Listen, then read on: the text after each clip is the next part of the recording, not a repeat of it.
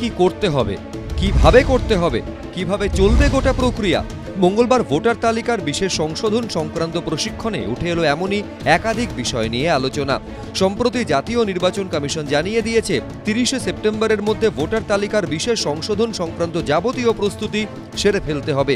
সেই মতো মঙ্গলবার জেলা শাসক, অতিরিক্ত জেলা শাসক, ইলেকটোরাল রেজিস্ট্রেশন অফিসার বা ERO, assistant electoral registration officer বা এইআরও এবং ইলেকশন ওসিদের নিয়ে বৈঠক করলেন মুখ্য নির্বাচনী আধিকারিক মনোজ কুমার আগরওয়াল। ছিলেন মুখ্য নির্বাচনী আধিকারিকের দফতরের আধিকারিকরাও। সূত্রের খবর, ভার্চুয়াল এই বৈঠকে বিশেষ সংশোধন সংক্রান্ত ফর্ম ছাপানোর ব্যাপারে বিশেষ জোর দেওয়া হয়েছে। নির্বাচন কমিশনের তরফে শেষবার পাওয়া তথ্য অনুযায়ী বর্তমানে পশ্চিমবঙ্গের মোট ভোটার সংখ্যা প্রায় 7,65,00,000। সেক্ষেত্রে তার দ্বিগুণ পরিমাণ অর্থাৎ প্রায় 15 কোটি ফর্ম ছাপানোর কথা বলা হয়েছে। অবশ্য পুরো প্রক্রিয়াটাই হবে নির্বাচন কমিশন ফর্ম পাঠানোর পর। সূত্রের খবর, নাম, তথ্য সংক্রান্ত সেই ফর্মের ধাঁচ বিহারের সংশোধন সংক্রান্ত ফর্মের মতোই হবে। তবে বিহারে এক জায়গা থেকেই সমস্ত ফর্ম ছাপানোর ব্যবস্থা করা হয়েছিল, কিন্তু পশ্চিমবঙ্গের ক্ষেত্রে জেলা ভিত্তিক ছাপানোর কথা বলা হয়েছে বলে খবর সূত্রের। এর পরবর্তী ক্ষেত্রে সবথেকে বেশি যেটা প্রয়োজন সেটা হলো ডেটা এন্ট্রি অপারেটর।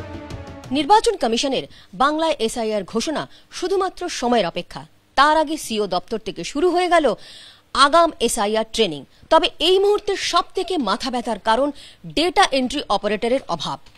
সিও দপ্তর থেকে রাজ্যকে জানালেও তা এখনো পূরণ হয়নি বলেই কমিশন সূত্রের খবর। এই যে বলছে না 2002 থেকে বাবা মা সার্টিফিকেট দাও এসআইআর করতে গেলে, কোত্থেকে দেবে? আমরা জন্মেছি কোথায়? ঘরে তো। তখন বাবা মার সার্টিফিকেট কোথায়? আমাদেরই ছিল। দাও, আমরা তো স্কুলের সার্টিফিকেটটাকে আমরা ডেট অফ বার্থ বলি। ইনস্টিটিউশন ডেলিভারি কোথায় ছিল? তখন 4%ও ছিল না। শুধু কলকাতায় যারা থাকতো, কাছাকাছি মেডিকেল কলেজ ছিল বা হসপিটাল ছিল, তারাই একমাত্র ফেসিলিটিসটা পেত, কিন্তু যারা গ্রামে থাকতো কেউ পেত না। এদিকে মঙ্গলবারই সন্ধ্যায় দফতরে গিয়ে মুখ্য নির্বাচনী আধিকারিক মনোজ কুমার আগরওয়ালের সঙ্গে দেখা করলেন অধীর চৌধুরী। তার দাবি, ভোটার তালিকার বিশেষ সংশোধন নিয়ে সাধারণ মানুষ ভীত, আতঙ্কিত। কখনো 11টা ডকুমেন্টের কথা বলা হচ্ছে, সুপ্রিম বলছে না 12টাও রাখা চলবে।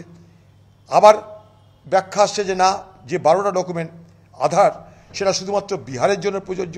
ফলে সার্বিকভাবে মানুষের মধ্যে কিন্তু একটা অদ্ভুত রকমের ধোঁয়াশা, একটা অবিশ্বাসের বাতাবরণ, একটা ভয়ের বাতাবরণ সাধারণ মানুষকে আচ্ছন্ন করেছে। আমাদের পরিষ্কার কথা, একজনও বৈধ ভোটারের নাম বাদ দিতে দেব না, একজনও বৈধ ভোটারকে হ্যারাস্ট হতে দেব না। সূত্রের খবর, মুখ্য নির্বাচনী আধিকারিক আশ্বস্ত করেছেন, ভোটার তালিকার বিশেষ সংশোধন নিয়ে ভয়ের কিছু নেই, বৈধ কোনো নাগরিকের নাম বাদ যাবে না। তৃণমূল কংগ্রেস যে কোনো মূল্যে পড়ি করে এসআইআর আটকাতে চাইছে কেন? তার কারণ জাল ভোটার বেরিয়ে গেলে তৃণমূল সেই জাল ভোটে কি করে সরকারে আসবে।